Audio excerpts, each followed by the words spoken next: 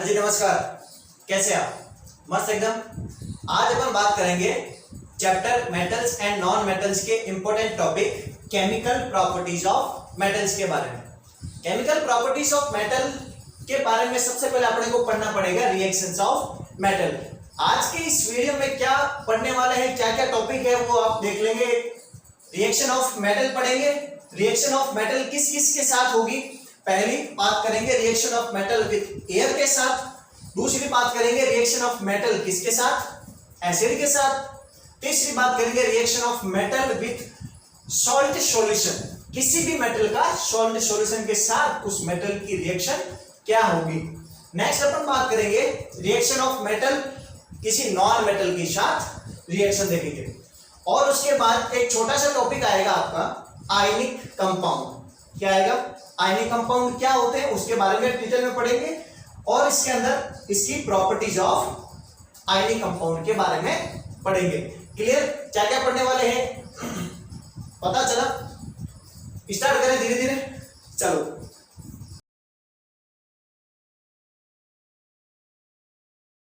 पहले बात करते हैं, मेन टॉपिक क्या अपना chemical properties of metals. Metals की केमिकल प्रॉपर्टीज क्या होती है उसके बारे में आपको ढंग से देखना है। देखो तो सबसे पहले है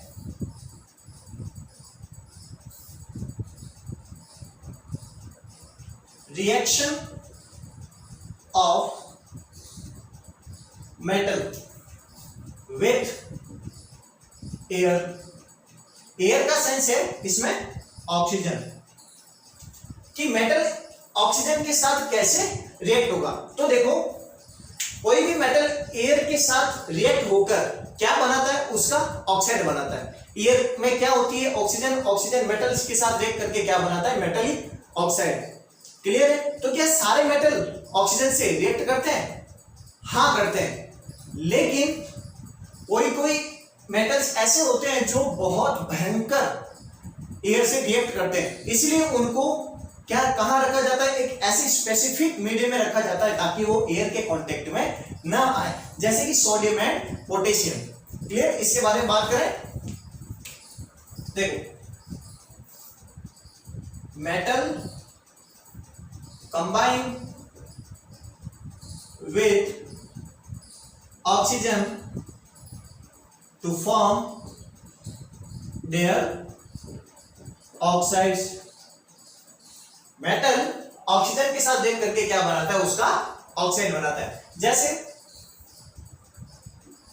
मेटल प्लस ऑक्सीजन क्या गिव करेगा, मेटल ऑक्साइड। क्लियर? एग्जांपल लेते हैं, कॉपर ऑक्सीजन के साथ रिएक्ट किया, क्या बनाया, कॉपर ऑक्साइड। एल्यूमिनियम ऑक्सीजन के साथ रिएक्ट किया, क्या बनाया, एल्यूमिनियम ऑक्साइड। मैग्नीशियम ऑक्सीजन के साथ रिएक्ट किया, क्या बनाया, मैग्नीशियम ऑक्साइड। ये सारे क्या है, मेटल से ऑक्सीजन के साथ रिएक्ट करके क्या बनाए, उनके मेटल ऑक्साइड। क्लियर? अब देखो इस टॉपिक में सबसे इंपॉर्टेंट है metals sodium and potassium. Sodium and potassium क्या होता है, एक मेटल्स है जो क्या करता है, हाईली रिएक्टिव होते हैं किसके साथ, ऑक्सीजन या एयर के साथ। तो इसलिए इनको क्या किया जाता है, केरोसिन में डुबोकर रखा जाता है ताकि वो एयर के साथ रिएक्ट ना हो। क्लियर? और जब इनको काम में लेना होता है तो क्या करते हैं, उसको केरोसिन से हटाकर काम में ले लिया जाता है। देखें sodium and potassium are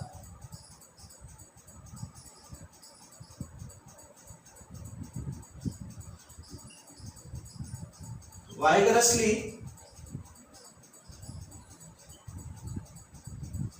react with air that they catch fire if it kept open in air. अगर एयर में इनको खुला छोड़ा जाएगा तो ये क्या कर लेंगे, आग पकड़ लेंगे। इसलिए इनको कहां रखा जाता है, so they are kept in kerosene. इनको कहां रखा जाता है, केरोसिन के अंदर रखा जाता है। क्लियर हुआ। तो नेक्स्ट आपका पॉइंट है, अब देखो जिंक, मैग्नीशियम, लेड, इन पर क्या एक परत चढ़ाई जाती है, क्या चढ़ाई जाती है, एक थिन लेयर चढ़ाई जाती है। किसकी, ऑक्साइड की। किसकी, ऑक्साइड की। क्यों, क्योंकि ये ऑक्सीडेशन ना कर पाए। तो it means magnesium, zinc, lead are covered with the thin layer of oxide. क्यों, to prevent their further oxidation. उनके फर्दर ऑक्सीडेशन को रोकने के लिए उन पर क्या चढ़ाई जाती है, एक थिन लेयर चढ़ाई जाती है। बोर्ड में काफी इंपॉर्टेंट क्वेश्चन पूछा जाता है, हर बार पूछा जाता है कि मैग्नीशियम रिबन को जलाने से पहले उसको सैंड पेपर से रब क्यों किया जाता है, क्योंकि उसके ऊपर क्या चढ़ जाती है, ऑक्साइड की लेयर। किस पर, मैग्नीशियम पर। इसलिए वो जल्दी से जलता नहीं, इसलिए उस पर जो लेयर आ गई उसको हटाना पड़ता है, फिर उनको जलाया जाता है। अब सोना और चांदी भी तो मेटल्स है, तो क्या वो एयर के साथ रिएक्ट हो जाएगी, नहीं। तो सोना एंड चांदी does not react with air.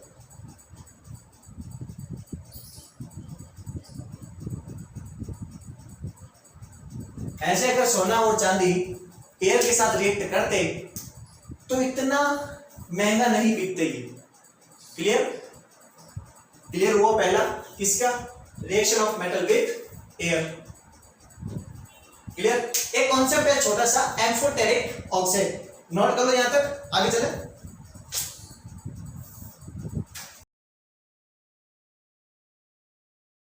इसी के अंदर एक टॉपिक है amphoteric oxide.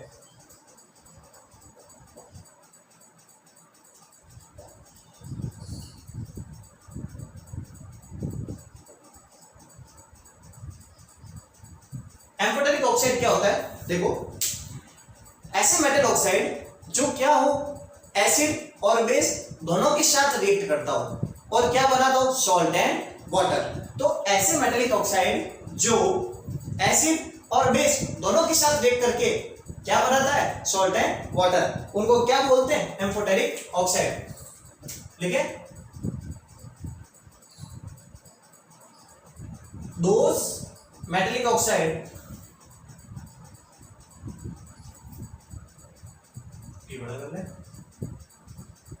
those metallic oxide which reacts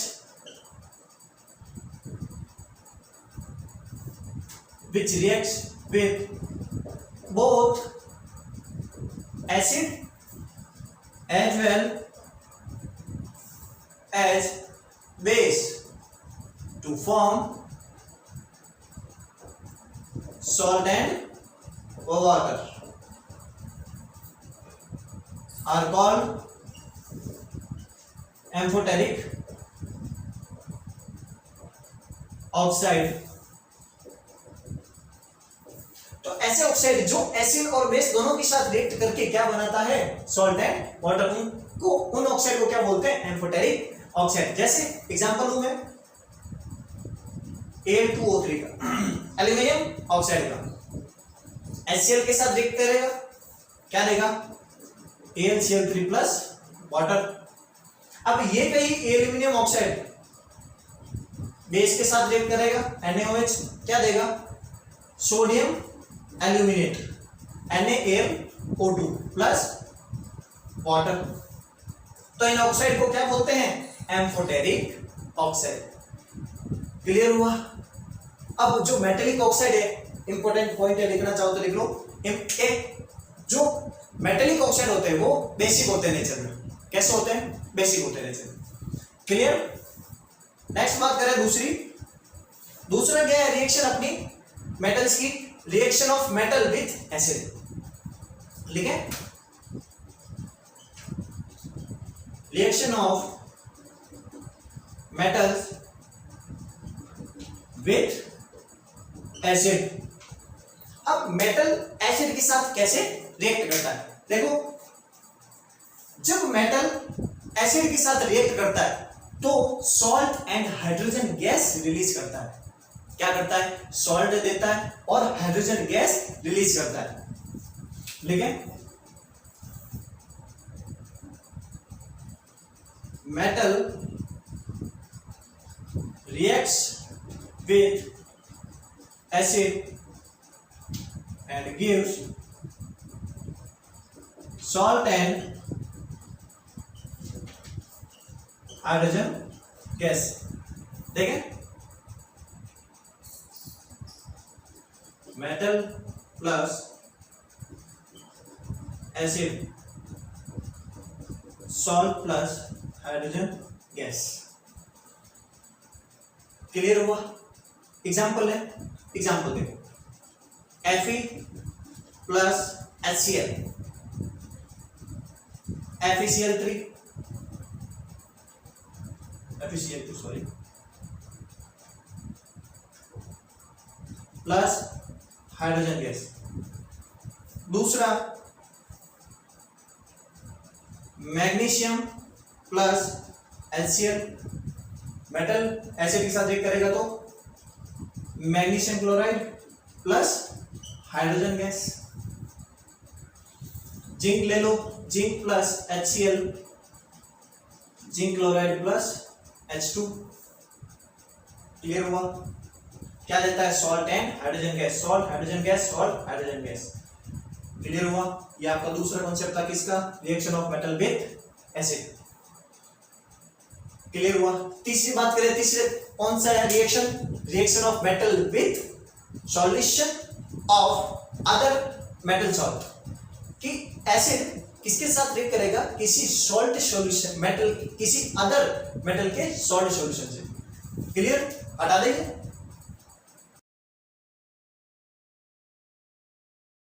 हाँ जी, तीसरी बात करें, reaction of metal with solution of other salt solution। जैसे किसी मेटल ए की रिएक्शन किसी सॉल्ट सॉल्यूशन से करवाते हैं, सॉल्ट सॉल्यूशन ऑफ बी, तो क्या बनेगा अपने पास? Salt solution of A plus metal B. Generally इसमें क्या होता है? जनरली इसमें डिस्प्लेसमेंट रिएक्शन होती है। डिस्प्लेसमेंट रिएक्शन इसमें कैसे होगी? देखो, कोई हाईली रिएक्टिव मेटल दूसरे सॉल्यूशन में जिसमें मेटल है, लेस रिएक्टिव मेटल को क्या करेगा? डिस्प्लेस करेगा और खुद उसकी जगह पर आ जाएगा। देखो, ए सॉल्यूशन बी में आ गया, सॉल्ट सॉल्यूशन ए प्लस मेटल बी अलग। Clear? More reactive metal displace less reactive metal from their solution, और इसको लिख सकते हैं कंपाउंड। क्लियर हुआ? आगे चले। नेक्स्ट आपकी रिएक्शन कौन सी आएगी? ये कौन सी थी? Metal with solution of other salt solution. Clear? Next बात आएगी आपकी reaction of metal with non metal, लिखे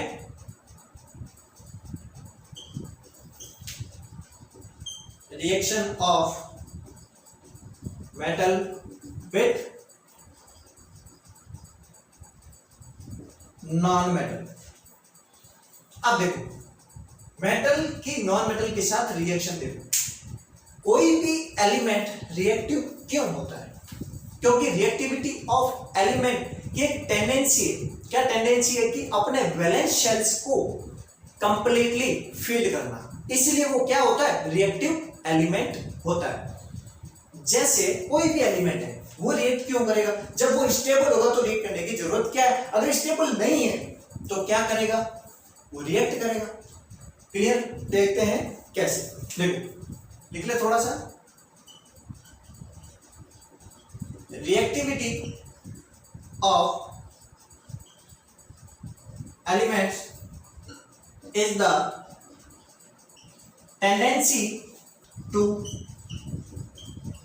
attain a completely filled valence shell। जैसे किसी भी एलिमेंट की रिएक्टिविटी कैसे होगी? क्योंकि वो वैलेंस शेल को अपने क्या करना चाहता है? कंप्लीटली फिल करना चाहता है। क्लियर? अब देखो मेटल्स क्या होता है, मेटल्स कैसे रिएक्ट करता है? तो मेटल क्या करता है? अपने इलेक्ट्रॉन को क्या करता है?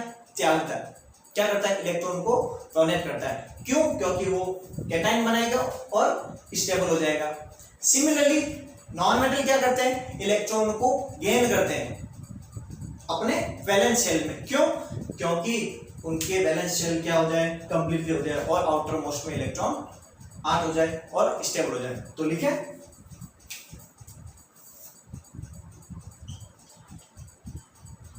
Atoms of a metal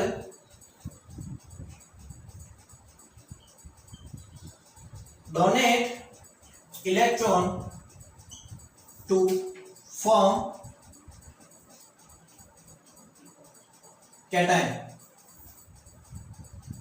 and atoms of non-metal gain electron in valence shell to form anion। Clear? Metal क्या करेंगे? इलेक्ट्रॉन क्या करेंगे? अपने वैलेंस शेल से डोनेट करेंगे और नॉन मेटल क्या करेंगे? इलेक्ट्रॉन को गेन करेंगे। क्लियर हुआ? थोड़ा सा कॉन्सेप्ट और समझ ले इसमें, जगह ऊपर लिख देते हैं।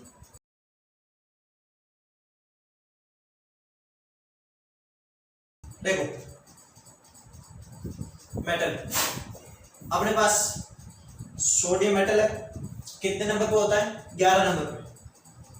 2 8 1। तो ये क्या करेगा? अपने एक आउटर मोस्ट के एक इलेक्ट्रॉन को डोनेट कर देगा और क्या बनाएगा? Na+, साथ में एक इलेक्ट्रॉन त्याग देगा। क्या बनाएगा? 2,8। सिमिलरली कैल्शियम क्या करता है? 2 8 8 2। आउटर मोस्ट में 2 इलेक्ट्रॉन है, क्या करेगा? दे देगा Ca+2 और 2 इलेक्ट्रॉन। मेटल्स की बात हुई।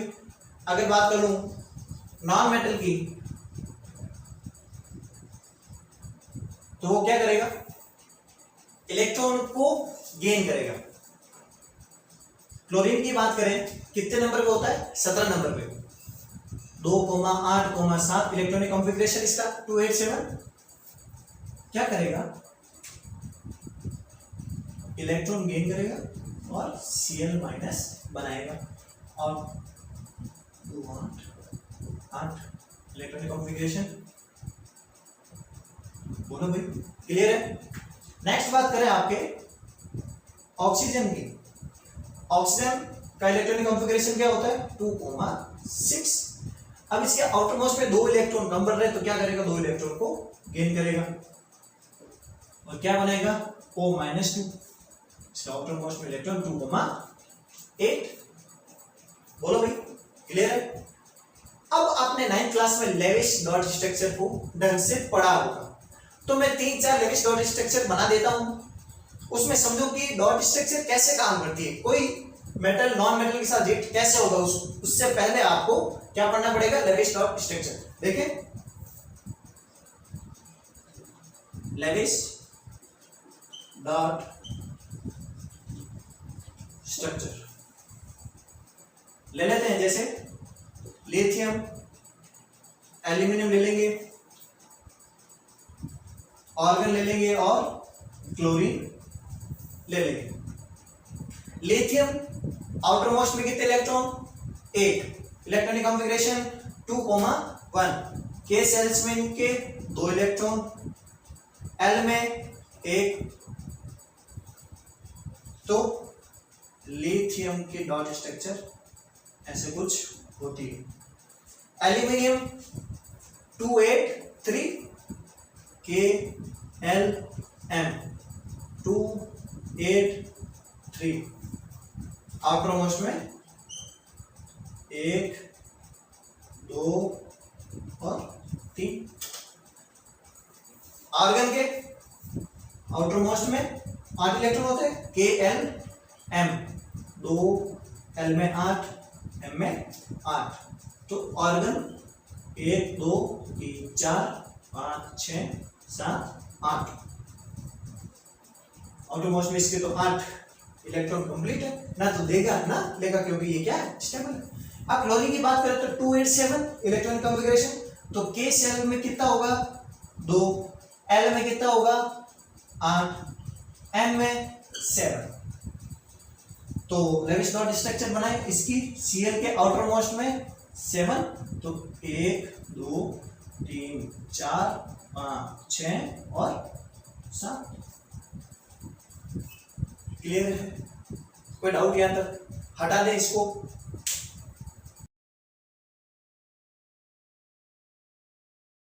पहले अपना बनाते हैं मेटल और नॉन मेटल के साथ रिएक्ट। पहला formation of NaCl, sodium chloride बनाते हैं, तो सोडियम के आउटर मोस्ट में कितना इलेक्ट्रॉन था, 1, प्लस क्लोरीन, क्लोरीन के आउटर मोस्ट में कितने, 1, 2, 3, 4, 5, 6 और 7। क्लियर, ये क्या होगा, यहां चला जाएगा और क्या बनाएगा, ये इलेक्ट्रॉन इसको दे देगा, तो सोडियम के आउटर मोस्ट में कितने हो जाएंगे, 8 हो जाएंगे, तो इसने इलेक्ट्रॉन दे दिया, मतलब कमी, और कमी को प्लस से, और Cl में 8 इलेक्ट्रॉन माइनस, प्लस माइनस क्या करेंगे, कैंसिल आउट हो जाएंगे, और क्या बनेगा आपका NaCl। कोई डाउट यहां तक नहीं। दूसरी बात करते हैं पोटेशियम ऑक्साइड।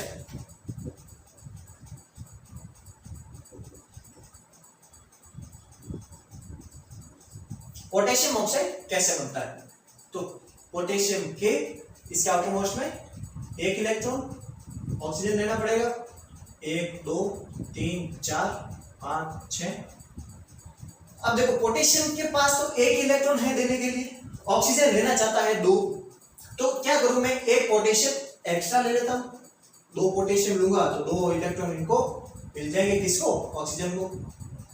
1 इलेक्ट्रॉन ये दे देगा, 1 इलेक्ट्रॉन ये दे देगा, क्या बनाएगा, तो पोटेशियम के आउटर मोस्ट में 8 इलेक्ट्रॉन कंप्लीट,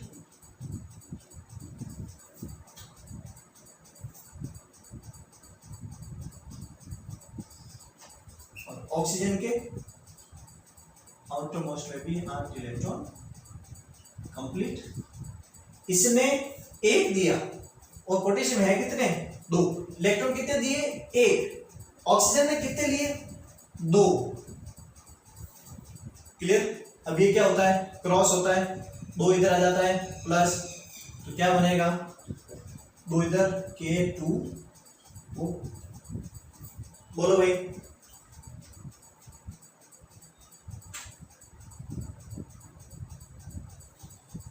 तीसरी बात करते हैं कैल्शियम ऑक्साइड। कैल्शियम ऑक्साइड कैसे बनेगा, कैल्शियम के आउटर मोस्ट में कितने 2 इलेक्ट्रॉन लेने के लिए, ऑक्सीजन के पास 6 इलेक्ट्रॉन, दोनों इलेक्ट्रॉन क्या करेगा, इसको दे देगा, क्या बनाएगा 1 2 3 4 5 6 8, 2 इलेक्ट्रॉन दिए मतलब +2, और ऑक्सीजन ने 2 इलेक्ट्रॉन लिए मतलब -2, +2 -2 कैंसिल आउट, क्या बना CaO। क्लियर हुआ, कोई डाउट यहां तक, क्लियर। आगे चले, ये आपकी थी reaction of metal with non metal.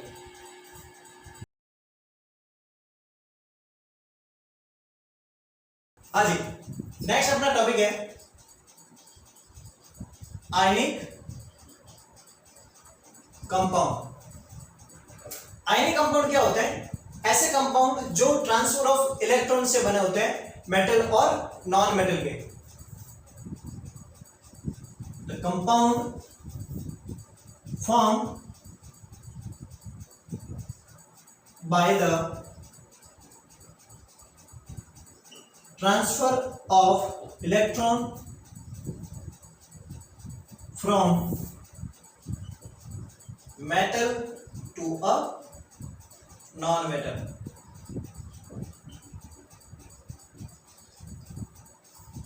are called ionic compound।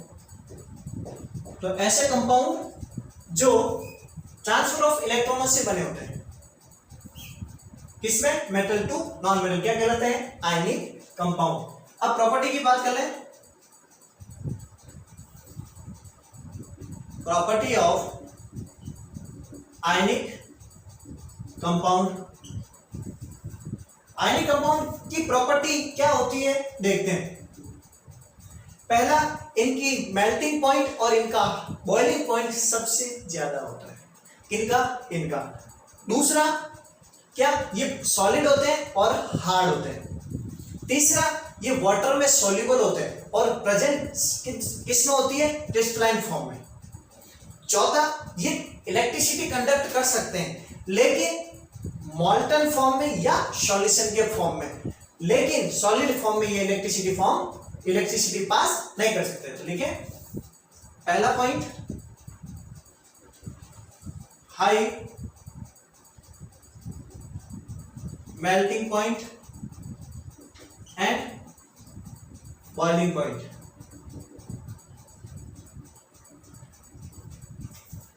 दूसरा,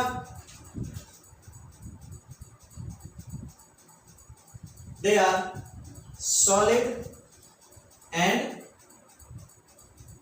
हार्ड। जनरली ये ब्रिटल होता है, जनरली ब्रिटल, थोड़ी सी लगाओगे चोट क्या हो जाएंगे, बिखर जाएंगे। तीसरा, पानी में सॉल्युबल होता है, सॉल्युबल इन वाटर लेकिन प्रेजेंट इन क्रिस्टलाइन फॉर्म या क्रिस्टलाइन सॉलिड के फॉर्म में होते हैं। चौथा, ये conducting of electricity, they can conduct electricity in molten and solution form, but cannot conduct electricity in solid form। Clear हुआ यहां तक? आज का यही आपका टॉपिक समाप्त होता है। आज क्या क्या पढ़ा था? रिएक्शन ऑफ मेटल और मेन आपका ionic compound. Clear? Thank you.